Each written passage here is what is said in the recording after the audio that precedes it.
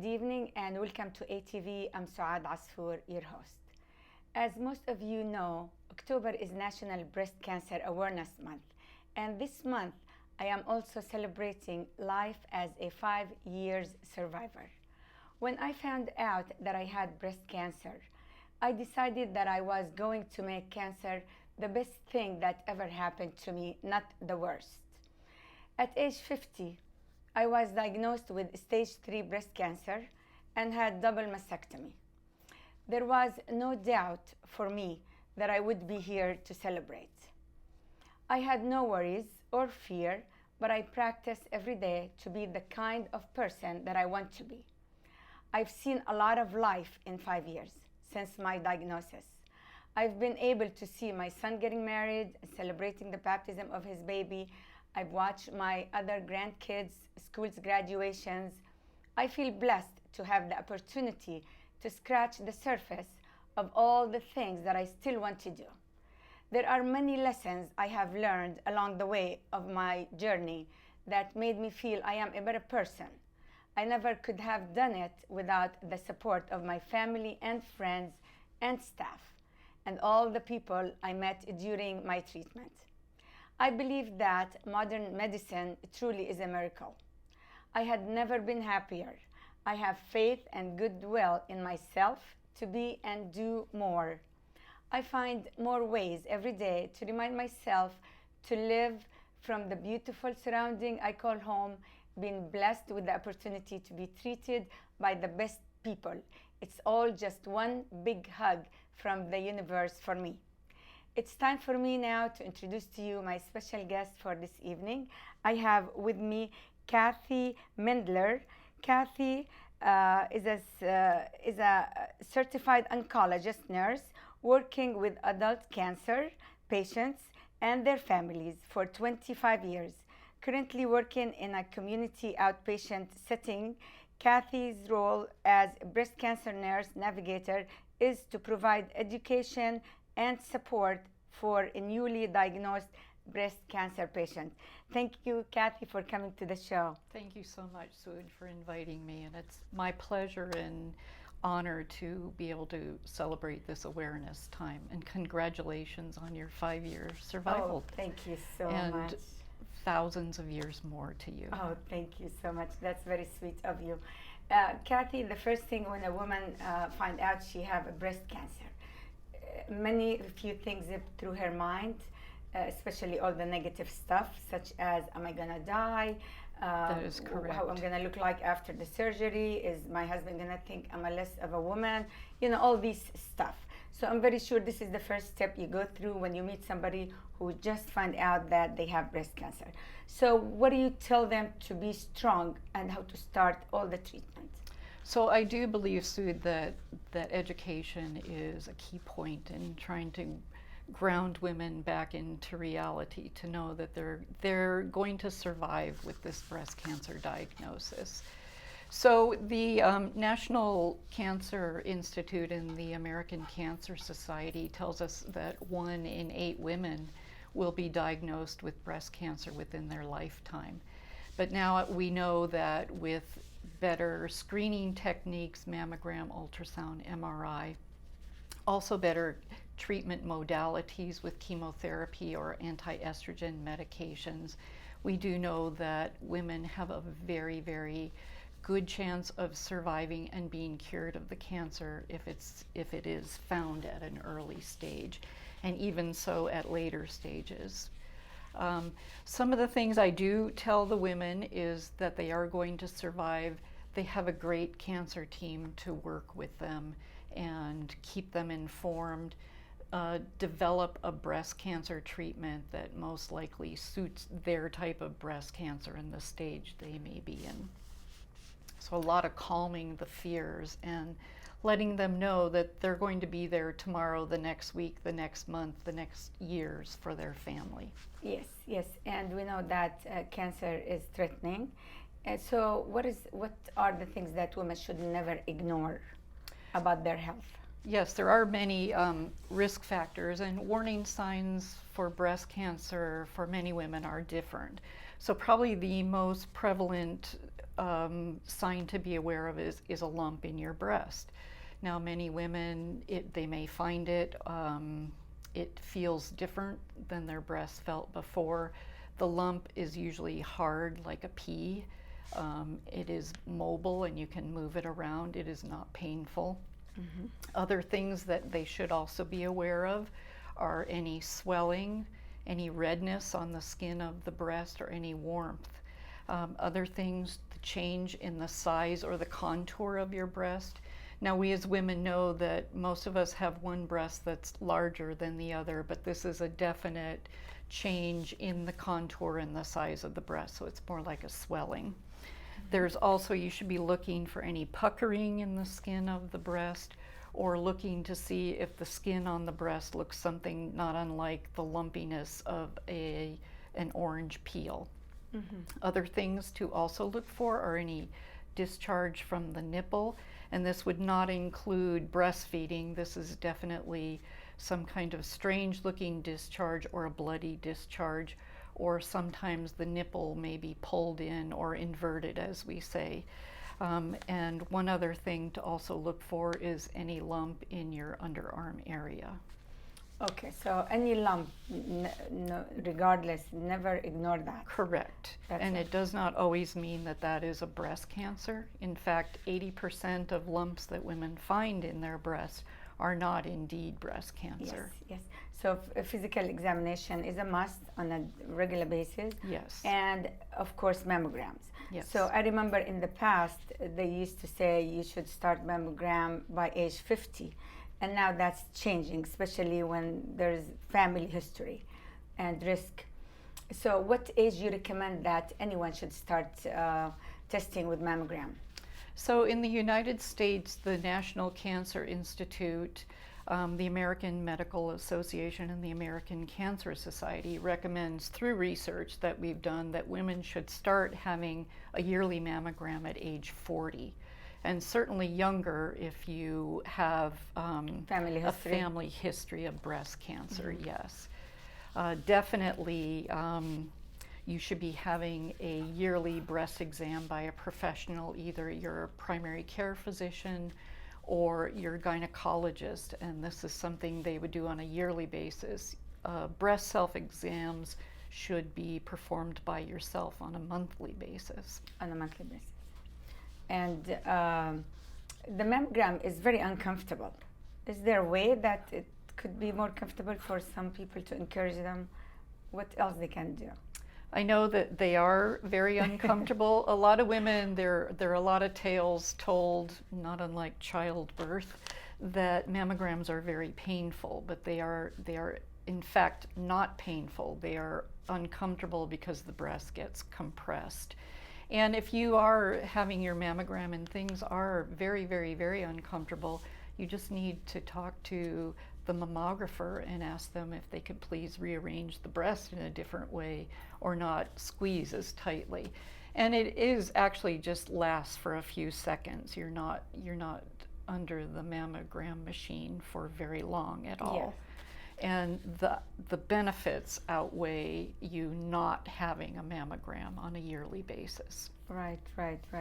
So now let's talk about bones for a moment. Bones, bonanza, osteoporosis.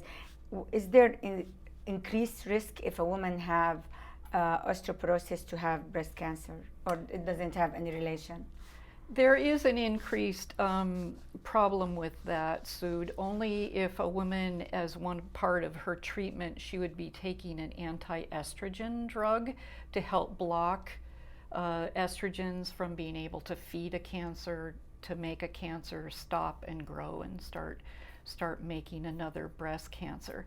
And the reason behind that is because estrogen for women, it serves many purposes. Number one, it gives us our softness, our curves. It helps us to think better, and it also keeps our bones very strong. So in that sense, yes, it can affect osteoporosis, but there are other medications that can be given to help allay that or even help improve the bone health itself.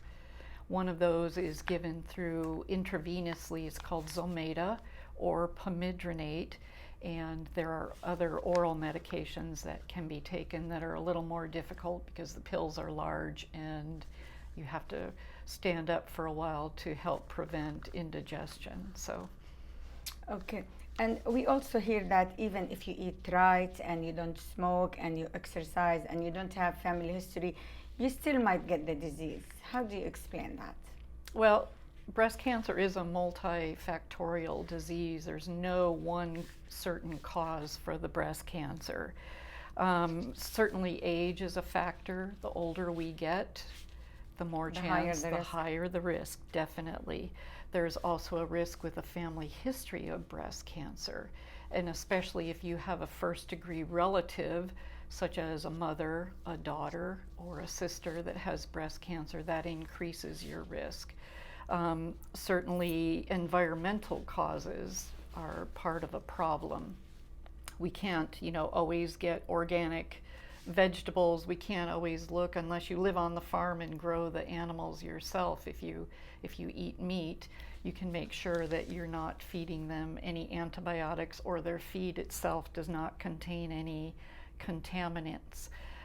Unfortunately, we also live in the Silicon Valley, so we have a lot of waste. Where do we think that waste is going? It's going into the ground where we grow our food and our water supply is. It goes into the water. Yes, yeah. So we need to just be as cautious as we can. You can filter your water if you so desire, but there's all those possibilities out there that can cause cancer, and not just breast cancer in itself. But is there anything that anyone should know, or an advice you can give them to avoid cancer at early age, especially now some cancers that it takes 30 years to develop? Right. We know that, and sometimes it's like all of a sudden they find out and it's kind of too late. What other thing they can do or they should do to detect it early? Yes, as you said, starting at an early age is eating a healthy diet. A low-fat diet not only is good for our heart, but it's also helpful in preventing cancer. So, you don't have to totally disregard eating French fries, but you certainly don't want to make that a staple in your diet, or eating fatty fried foods all the time. Baking foods and eating those organic vegetables are also very helpful. Exercise is very important. Yet again, those are things that are not going to, if you're going to get cancer, it's not totally going to protect you. I've taken care of many Olympic athletes, and we know how they eat very well and they exercise fanatically, and yet they still come down with cancers. So we do the best we can. Right. Moderation of everything. Okay, so you meet a lot of people. Well, basically what you just said, it's a lifetime commitment to watch our health by eating right and exercising and do all the good stuff from early age. That's it, period. There's no other options. We gotta stay healthy all the way. So now after you have somebody really, their mind distracted with their health, and they are uncomfortable and they start treatment, including surgery and radiation, how do they work to get their immune system strong, to help them stay strong throughout the treatment? Well, in my outpatient unit, we have a cancer team. So it's made up of surgeons, radiation oncologists, radiologists, of course, the medical oncologist, a nutritionist, and oncology nurses. We all get together and we discuss a treatment plan for a patient. And often we will send a patient if we see they're having nutritional problems, or they just want to check with a nutritionist and make sure they're optimizing their food intake. We will have them see the nutritionist. Also, if they're having physical problems, post-surgical problems with arm movement or swelling in the arm or in the shoulder, we will have them see a physical therapist that specializes in cancer care. So there's many ways that we watch that. The other thing, as far as when you're receiving treatments, cancer treatments can affect good cells as well as killing cancer cells. So with most of our treatments that are very strong, after treatment is done, the second day we will give an injection of a medication that helps build up the immune system. So it tends to make people less prone to getting infections maybe a week or a little bit later after their treatments. And this has been a great discovery, this medication, because now you don't have to remain in isolation.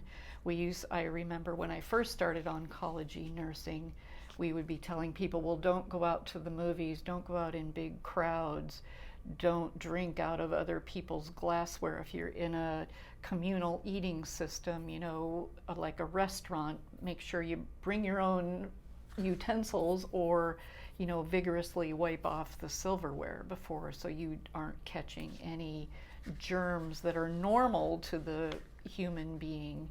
In a compromised state, it would cause severe harm to your body. Especially the immune system. Exactly. And they collect germs. Yes. And now let's talk about the family, how much support they need, the patients, from their family, and does that help their healing process? Yes, it does. It's always, as you know yourself, you had great support from your family. You know, many people rely on their family. Family members are often their best friends. I also answer questions for family members, and sometimes what I would find, and I found this even with myself in family members that had cancer, it's often easier I think it would be much easier if you yourself had the cancer than have to stand aside and look at this person and really wonder, what can I do to help them? So it's a very community-oriented thing where you, as the cancer patient, need to tell your family member or your friends or your community what they can do to help you, and figure out a way, who does something best. Can this person pay my bills? Are they good at working with money? Have them do those things for you. Can somebody go to Safeway and buy me a chicken that's already been roasted and bring it to the family?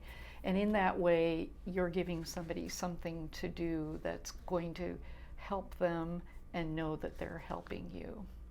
So whatever type of cancer they have, it's enormous that it has enormous restraint, psychological restraint on their mind. And when they come to you, how much you feel like they are really going to heal? How can you tell whether they are going in the right direction and the right path, and what do you change if anything is wrong?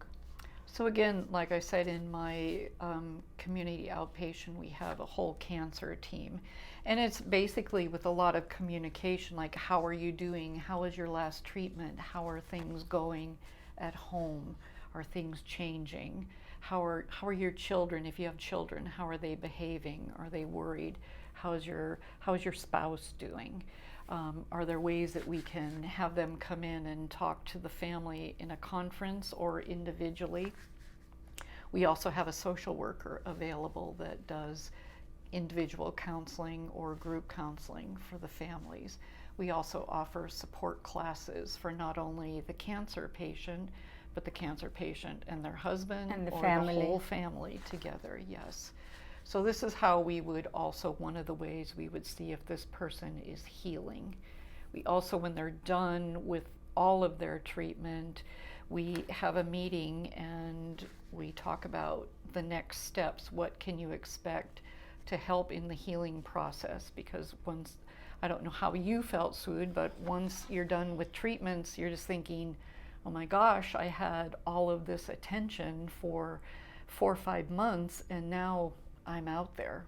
Okay, so you have special programs to continue meeting with these people. Yes, and they're called survivorship programs. Okay, and that's really good. And that's what we helpful. also like to do, even though it's not always necessary, is we have our oncologist will see the patient once they finish treatment at the first month, the second month, the third month, and then from there on we'll see, should we wait for 6 months? How are they doing? How about a yearly visit, and start to wean them off of the medical team. Okay, because I know some people, they will hide it. Once some women, they find out they have breast cancer, they don't want to tell nobody. They don't want to tell their family or friends. Do you recommend that they should talk out about it? They should let it out, come out of the closet? Well, or it's not a good idea? Some people are very private, of course, and want to keep that to themselves. I feel like it sets them off in a corner and isolates them from being able to receive a lot of care and love from other people and support. So what I do as an oncology nurse is every time I see that person, I will ask them how they're doing and what can we do to make your life better. Have you been outside of the home? Are you taking up any hobbies that you're able to do while you're on treatment? Have you had anybody come visit you? Are you visiting anybody else? And so that way you're establishing a relationship, and then you can figure out from there what are some of the things we need to do. Do they in fact just need some general counseling with other people, or do we need to have them go see a psychologist or a psychiatrist and get on some type of antidepressive medication to help them just take one more step forward into healing? How do you feel about spiritual life, to get into prayers and all that? I personally believe that's very, very important.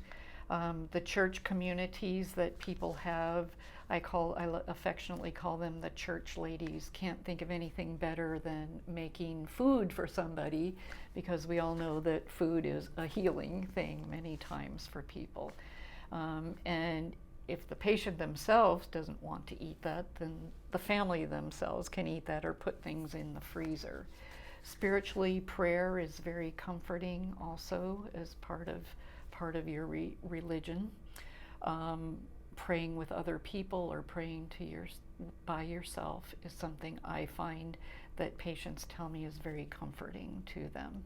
So what you're doing is you're looking beyond yourself to a higher power, and looking, because you are totally, once you have cancer, the majority of the people, it's very surprising, have felt like they've had the rug pulled out from under their feet, and realize then how vulnerable they are.